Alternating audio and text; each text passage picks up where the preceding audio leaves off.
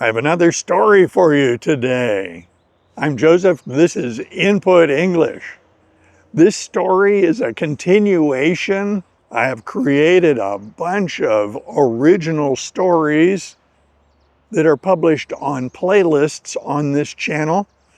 This episode will be on the playlist entitled Stories About the Mysterious Ben Harper.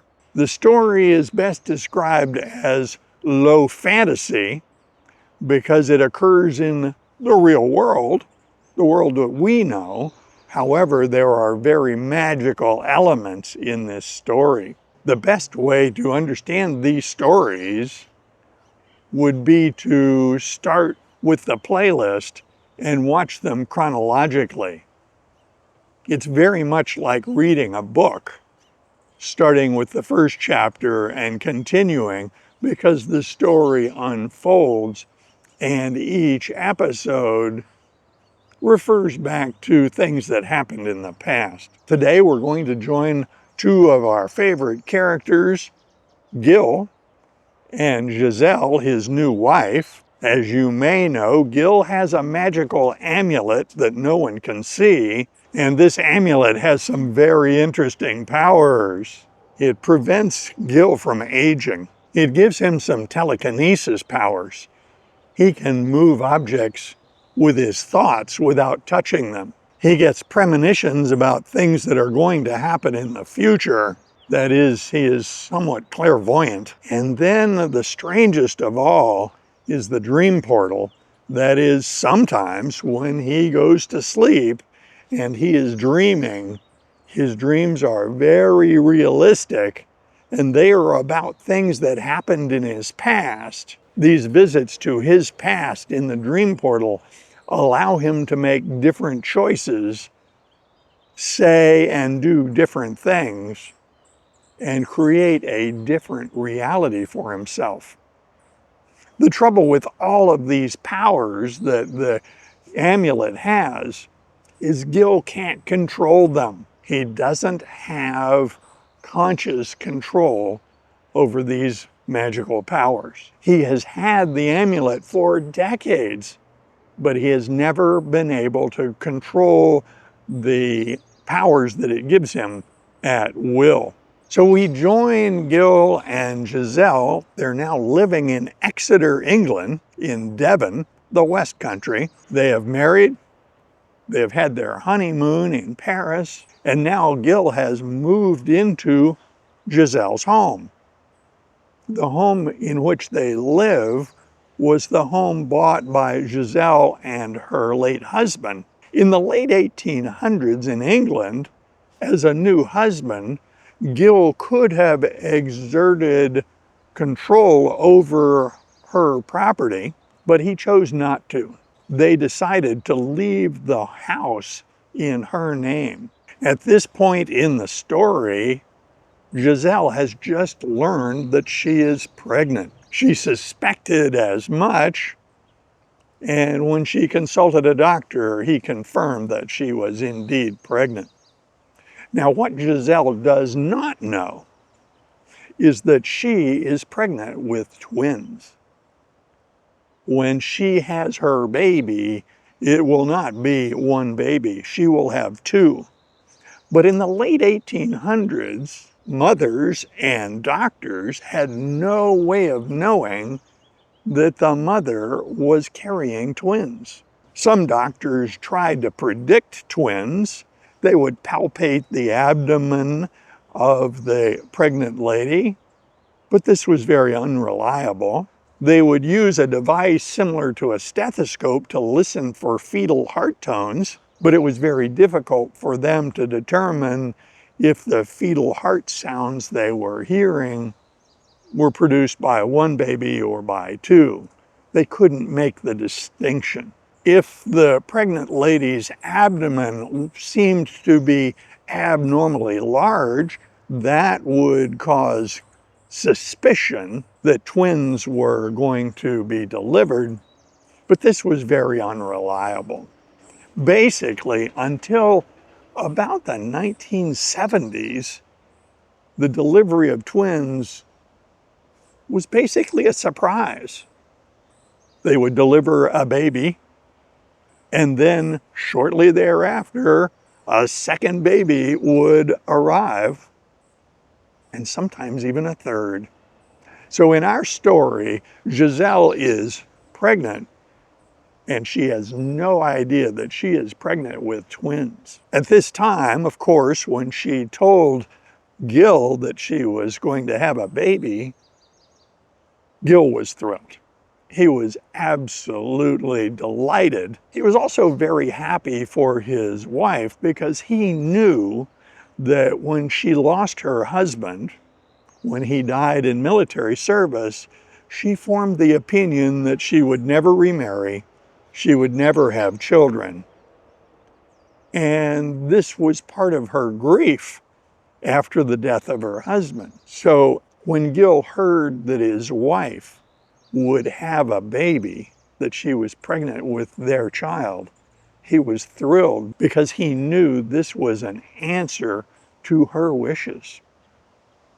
She really wanted to have a baby, perhaps more than one. At about the same time that Gil learned of his wife's pregnancy, he had formed the opinion that he should form better connections with the people of Devon, specifically in Exeter, and he gave a great deal of thought how he should do this. He was talking to a friend of his in Exeter, and this friend suggested that he might join the faculty of the Exeter School for the Sciences.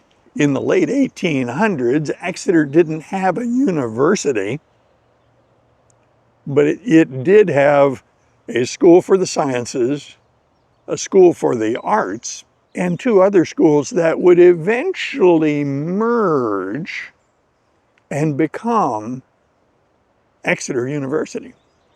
But that university was not chartered until 1955. So when Gil and Giselle arrived back in Exeter after their honeymoon, there was no university. Gil made contact with the faculty of the Exeter School for the Sciences and secured a faculty position. It was a part-time position. It didn't pay a great deal of money, but it allowed him to connect better with the community and to contribute. So this began the time during which Gil taught at the School for the Sciences in Exeter. As Gil settled into this new life in Exeter, he had time to ponder his situation. He had been wearing the invisible amulet for decades, and it still was quite a mystery to him. He was still frustrated that after all these years of having the amulet, he couldn't control it. And he really wanted to control something about this amulet. He was aware of the powers that it bestowed upon him, but he had not been told in great detail by the previous keeper the nature of these powers.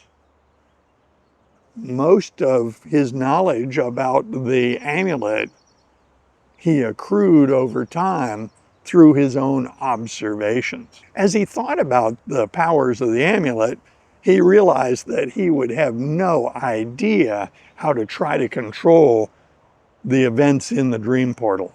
That seemed beyond the scope of anything that he would be able to do.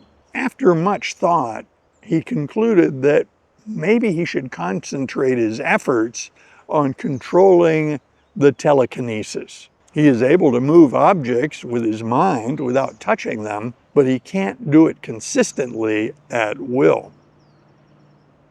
When it happens, he's usually a little surprised that it happens. So Gil decided to focus some of his leisure time to trying to better understand the telekinesis and maybe do some experiments to see if he can get volitional control over this power conveyed upon him by the amulet. His experiments trying to control the telekinesis went on for many months.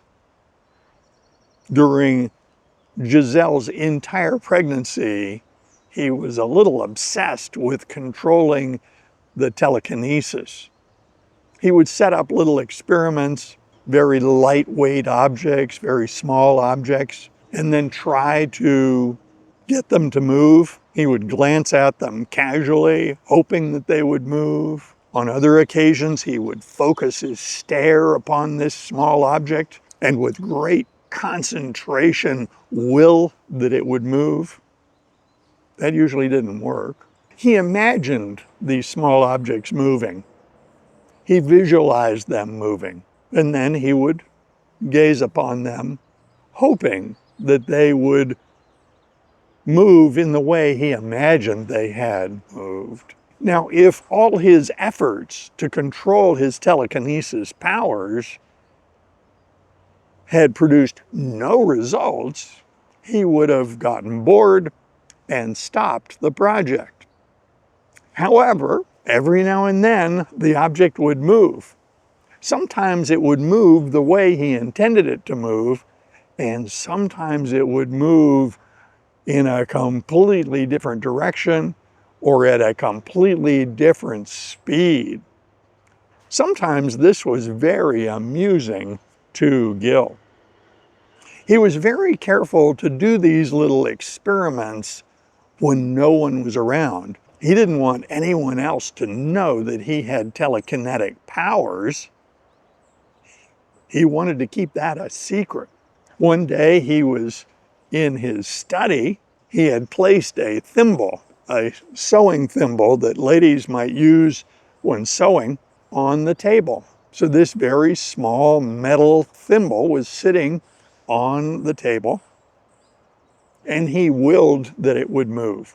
He imagined that it would move. He hoped that it would move. He concentrated on it. He relaxed. He tried everything. At one point it vibrated a little bit. It moved a few centimeters, but it was not a movement that he had imagined. It seemed random. He then sat back in his chair, a little disgusted that he had made no progress, and he stared at that small thimble with disgust. It was the kind of disgust that someone might have if they were, out of frustration, going to throw something against the wall. At that very moment, the thimble flew off the table and hit the wall.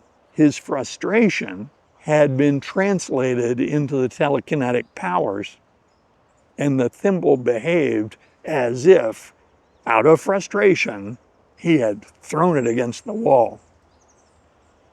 Luckily, no one was around. No one heard the thimble hit the wall, and no one noticed that he gasped when it happened. His secret is still secure, and he still has no idea how to control this power that he has chosen. He has decided that he wants volitional control over the telekinesis. In the next episode, we're going to discuss some more experiments that Gil has made trying to control his telekinesis, and we'll talk a little bit more about his experience teaching at the School for the Sciences. I invite comments below, and if you like videos like this, be sure to click on this one next. See you soon.